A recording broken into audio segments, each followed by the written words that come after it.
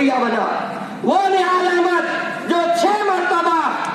इस शहर का एमएलए बना, वो निहाल अहमद जिसके वालिद मोहतरम जमात-उस-सालिहात के बानी है, वो निहाल अहमद जिसके वालिद मोहतरम अन्नू शेख मस्जिद के खतीब व इमाम है। वो हमने बारहा अपनी जिंदगी में ताहिर को देखा, कई मौके जिंदगी में उनके सामने मुश्किलात के आए,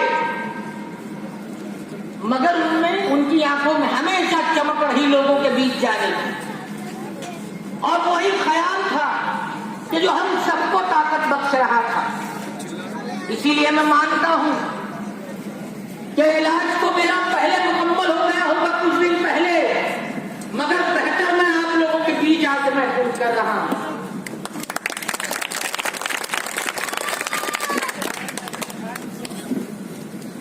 ये साथी निहाल अहमद साहब की तरगीब रही है कि जिन्होंने अपनी सियासी जिंदगी और पूरी जिंदगी में अपने वर्करों को खानदान जैसा निभाया, और यही वो मालेगांव शहर है। कोई इसको कभी फिरका परस्त न बोले, इसने सोशलिस्ट पार्टी से लेके जनता तक के जमाने में कभी विठल काले को बनाया सदर बल्दिया, कभी माधव वर्गीय को बनाया, कभी डॉक्टर नवलराय शाह को बनाया, कभी दीपक भोसले को बनाया, और पसंद किया मालेगांव शहर की आवाम। कोई अगर मालेगांव को फिरका परस्त बोलता होगा तो ये मिसालें उनके मुंह पे कालिक पोतने के लिए काफी। क्या ऐलान करता है, क्या ढिढोरा पीटता है, वो जाने दो, मगर मुझे सच्चाई से बताना, कोई बड़ी राहत तरक्की वरक्की ये सब बाजू में रखना, जो कुछ तुम्हारी बुनियादी जरूरत है, चाहे गरीब आदमी को राकेल की लाइन लगाने की बात हो, लाइन लगती है कि नहीं, लाइन लगाने पर भी जरूरत है राकेल उसको मिलता है या नहीं, अनाज महीना भर उसका चूल्हा जल सके इतना अनाज को मिलता है कि नहीं मिलता, कारपोरेशन को जो टैक्स वो भरता है, वो टैक्स के बदले में जो बुनियादी सहूलत शहर की आवाम को मिलनी चाहिए वो मिलती है कि नहीं मिलती। आज का ये जलसा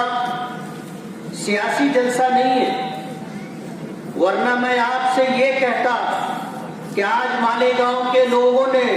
जो सियासी तौर पर बरसरे इख्तिदार है, मालेगांव के लोगों को पानी से महरूम करने के लिए,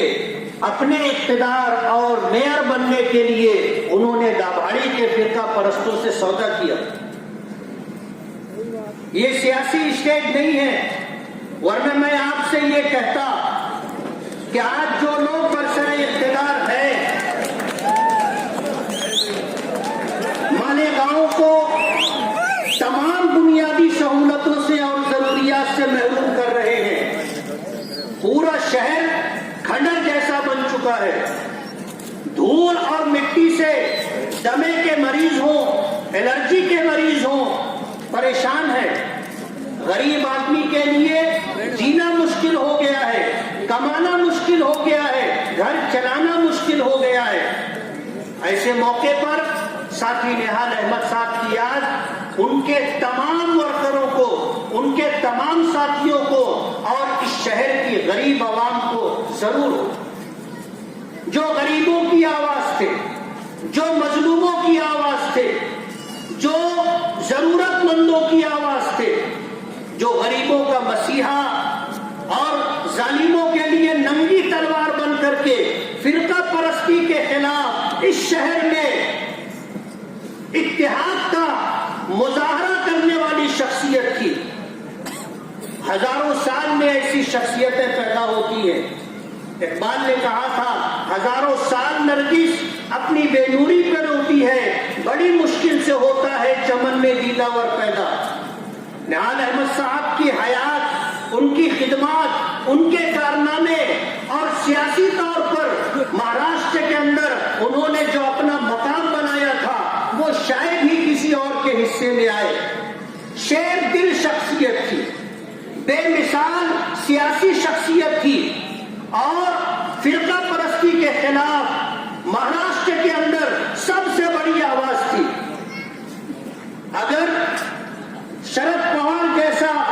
سیاسی قداور شخص انہیں اپنا گرو اور سیاسی استاد مانتا ہو تو اس سے بڑی خراج عقیدت اور کیا ہوگی. تفصیل کا موقع نہیں ہے، لیکن میں آپ سے یہ کہنا چاہوں گا کہ نہال صاحب نے جس انداز میں سیاست کی اس کا ایک ہلکا سا اشارہ میں دینا چاہوں گا کہ کبھی مذہب کی بنیاد پر سیاست نہیں کی، کبھی مسلک کی بنیاد پر سیاست نہیں کی، کبھی برادری کی بنیاد پر سیاست نہیں کی، کبھی مسلک پہ پھوٹ ڈالنے کا کام نہیں کیا، کبھی برادری کو بانٹنے کا کام نہیں کیا، اور کبھی بھی اس شہر کے اندر فرقہ پرستی کی بات نہیں کی. ہمیشہ فرقہ پرستی کے خلاف رہے، برادری واد کے خلاف رہے، مسلکی واد کے خلاف رہے. ان کی آواز کو ختم کرنے کے لیے ان پڑھ اور جاہل لوگوں کا سہارا لوگوں نے لیا تھا. آج ہم پر جو لوگ سیاسی طور پر مسلط ہیں، ابھی چند دنوں پہلے کا واقعہ ہے، نہال احمد صاحب کی بیٹی شان ہند، اگر اس نے کسی ایسی بات کا حوالہ دیا جو کارپوریشن کے جنرل بورڈ مہاسبھا میں منظور ہو چکی تھی، اس کا حوالہ دے کر گفتگو کی، مہاپور نے بے عزتی کی اور ایسے جملے کہے جو ان کے دل میں تھے. میں ایسا مانتا ہوں کہ اگر انسانیت ہوتی اور اخلاق کی بات ہوتی تو کبھی بھی ایسا کوئی جملہ کوئی شخص استعمال نہیں کر سکتا. اگر کوئی کارپوریٹر بن کر کے گیا ہے اور کارپوریشن کے جنرل بورڈ میٹنگ کے اندر اگر شہر کے مفاد میں، شہریان کے مفاد میں کوئی بات کہتا ہے تو وہ اسی لیے گیا ہے، یہ اس کی ذمہ داری ہے. اس کی آواز دبانے کے لیے اور اسے بے عزت کر کے خاموش کرنے کے لیے جو کچھ کیا گیا ہے، مالیگاؤں کی عوام اس کی دلی مذمت کرتی. نہال احمد صاحب نے جو سپوت چھوڑے ہیں، ساتھی بلند اقبال کی شکل میں، شان ہند کی شکل میں، ہم نے یہ طے کیا تھا کہ ہمیں اس چراغ کی روشنی کو بڑھانا ہے